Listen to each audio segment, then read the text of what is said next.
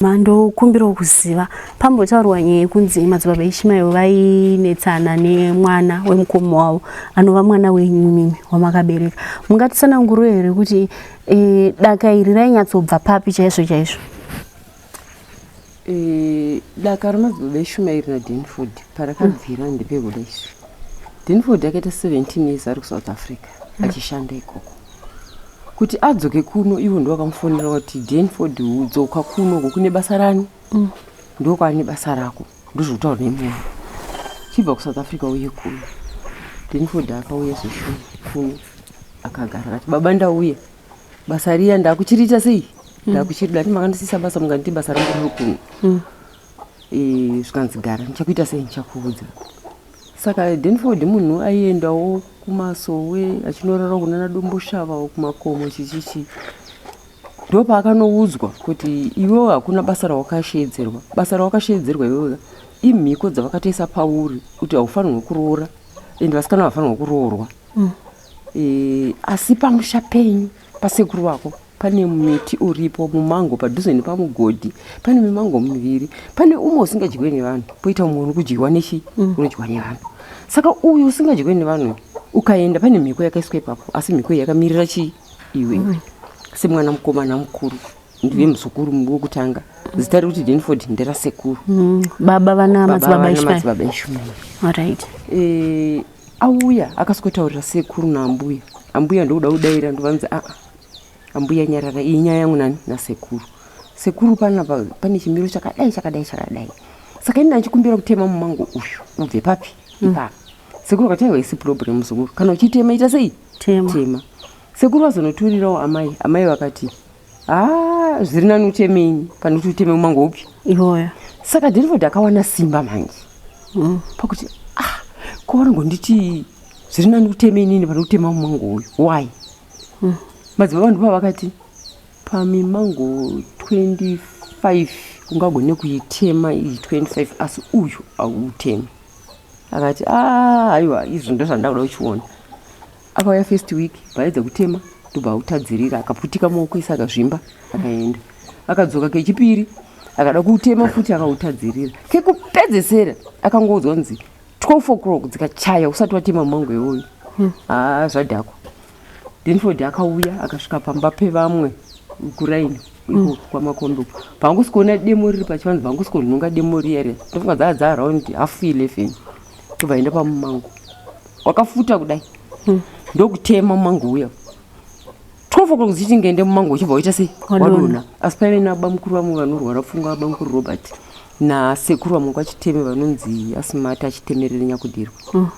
Mumango uchidona pakabuda mupurwa ukamhanya wakananga kutoireti uchibuda muti imomo. Ndokuedza kuda kuti vamhanye kuti uite sei auroni. Akatadza kuubata mupurwa bwavanotiza bwawawanda. Mupurwa uye wakagara uchitenderera pamba paya mumango waitwa sei? Watemwa. Ana mbuya ana sekuru vakabva vatiza panguva kuda kutemwa mumango yacho bva vatongoendwa navo kupi kuPrus. Denford akazoenda akabva pisa mumango uye akapisa chigutswa chachino kuti haufanirwi kutotunga futi. Saka vana madzibaba vakazongouya pana baba mudiki Leonard vakauya wamhenu nevamwe vakumapostori ndopa vakasikochera paive nezvimaruva zvazvipo zvinenge mafibers zvinenge mitsetse so. Ndobva zvadzurwa pazvaenda kunorasirwa kugoronga uko ndobva patorwa plate yedhaga nyowani yewaiti bainopwanyirwa ipapo bva zvasiyiwa iko. Kumaruva akazoabhisirika napava pasina chiripo. It's okay. Ndo vanoziva ina handa kupindira. Saka vakaramba vachimuvhima nenyaya yemumango uyayi. Ndopa vakauya Denford achibva kuzokanya zvidhinoko achienda kumboko. Asvika pasabhu kumakombe vangu asati vafa. Asati asabhu aripo izvinizvi.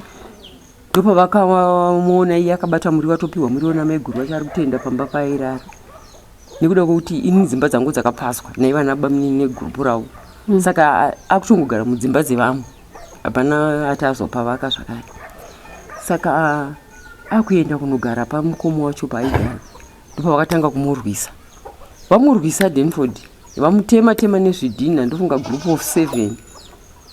Ndobva anyarara. Saka ivo vakafunga kuti tatouraya munhu. Ndobva vatiza. Ndobva vaenda. Uyu paakafefemuka ndopa akamuka achibva anopisa futi dzimba yambuya yaba munini yababa munini tobva agara ipapo kati mapurisa kana chianga uchiya ndisunge ndiri papi ndiri pana Denford uya ndokushedzwa avo ndokushedzwa ndokuenda kukoti asungwa aenda kukoti nyaya koti ikati imimi makanorova uyu kumba kwake imi muri wrong mamurova uyu brain dzake dzakabva dzarasika nekuti akafa akazoita sei akasomuka saka mudzokerai munogara pasi mutaurirani mufamba imimi kana mafamba mozodzoka kuno kudari tonzwa kuti mazogadzirisana sei wakaenda imbwa ndokwakaenda tsuru avana kuzodzoka ana baba vakabva vaenderatu wow alright toita seyenge siri first time yekumurwisa wakamurwisa futi kubudiriro paitika nhamo yamenini wanga waita accident wakamurwisa futi wakamubatsirana murume watete vari kuzvitita betha akatorumwa chigunu vakazomutora achibva kukoti kubva vangomisa motikari bva vauya naye futi bva vaenda naye kumbare police station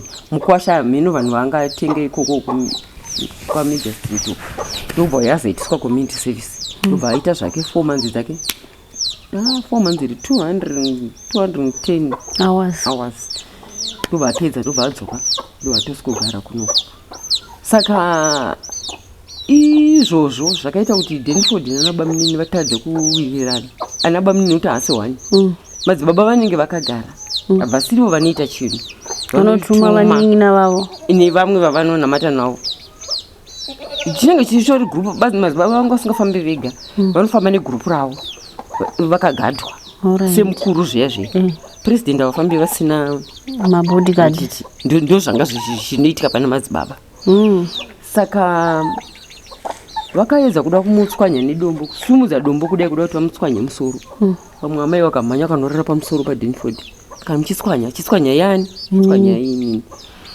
saka ndo pane daka ravo ina handa kupindira asi inini vakagona kungondiudza tasangana pachikuudza vari mumota vabudisa musoro woni pawindo amaiguru maideni vandati wee zvikanzi Denford bhutsu iri mutsoka ikabvaruka musafunga kuti achapfeka imwe bhutsu kana riri siripasi mukaona radambuka haasi akapfeka imwe bhutsu ini ndichamuita yese ndikati zviri kwamuri baba mwana ndewani izvi zvamuri kuti mwana uyu akawiwa naye haasiri wokutanga ndakatobereka mumwana akashaya ndokuzobereka Denford ndiri pano wandakaita ndichibva kuchikoro dairi wamakatoti haasiri wepai wepamu zvikanzi ropa rasiyana tikati aiwa ndosaka kuine madhini zvinokana ndizvenyu zvokungotaura baba vakashedzwa kuti vakabvunzwa mwana uyu ndiwani vati mwana ndewangu handingati hasi wangu noda kuti aita musha mwana ndewangu ava vaive vadiki ava ndaitogara navo inini mumba 1 kuHarare just imagine muchirara ivo pamubhedha pa vana vakazara pasi apa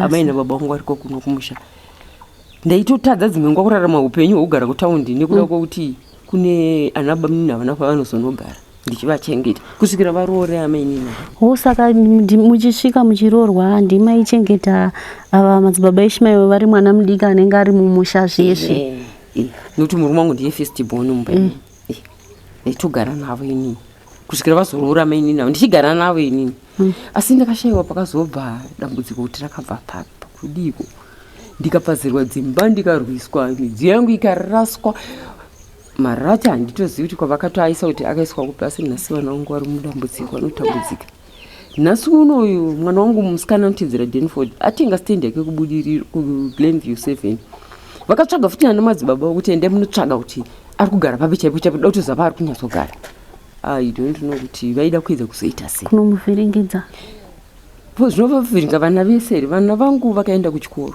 vakambenga vatoti mudiki wachona aregedze kutonyora form 4 baba wacho akati ino handina mate ikoko achinzi aite mubatsiri waLisa aite mukadzi mudiki iye ndiye mukuru kuna Lisa vakangoti siyani asi ndive gore rimwe chete zvonzi ngaanoita mubatsiri waLisa uyu oregedza kuenda kuchikoro tikati no hatikwanise kuita seizvozvo ini vangu vanoenda kuchikoro ini vangu vanoenda kuchipatara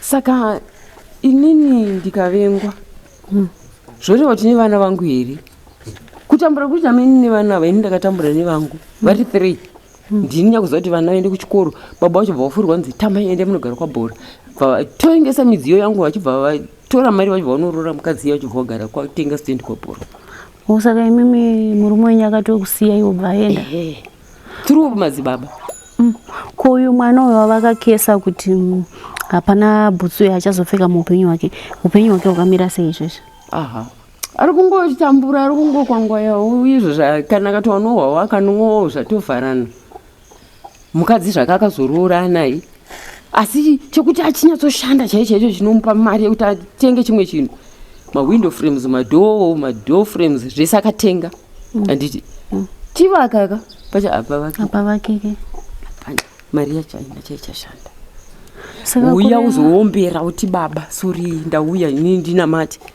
inini vana kana vasingadi chinamati icho ndovamanikidza here kuti endai chete inini handizvikwanisi zvangu ndozvinamatira kwandinoda saka kureva kuti zviri kuitwa naMadzibaba Ishmael zviurombwa kawo inini kana ndakuzvitarisa ndo zvandinofunga inini pachangu ndichizvimiririra ndiro zvandinotofunga nekuda kwokuti hainini vandirwadzisa. Saka pakatemwa muti uyu nimbodzokera mumashure mumango uyu gogo nasekuru wakabva watizawo pamusha vakabva vatorwa vachibva vaendwa navo kufamu ikoko gogo akabva anofira ikoko ko sekuru variko kufamu vapenyu izvozvo vaDenford icho vamene kuti vakunzi madzibabani kana vakachenjwa zita ndisi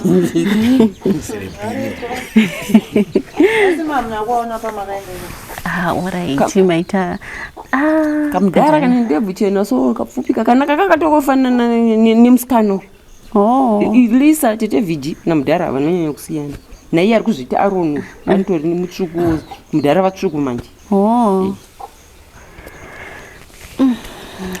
ariko Denford nezuro wakomana wakatomufonera akauya vakataura naye nekuti mukaona mbonje dzacho soka mega munonyatsofila kuti inyasha dzaMwari kurarama naye akafa vasikana vafanira kugara kumudzimba vanofanira kungoti apa mwana orobva nekuti havasi kuda kuenda kunonamata dai vateerera vangadai vari mudzimba nekuti vainoenda akapa varume ava saka This is Yobuda TV, Hakudi Masivi, Sly Media TV, and this spot and dream city ndazoona ndapa news ndakawandwa name of views. Sly Media TV mandi chinjira ang my dreams. Sly ya Sly Media, Sly ya Sly Media, Sly ya Sly Media, Sly ya Sly Media. Kuchinja vision ya mageto youth, kuchinja life ya mageto youth. Kutipa nzira semageto youth, kutipa gwara ramangwana rakanaka. Sly ya Sly Media.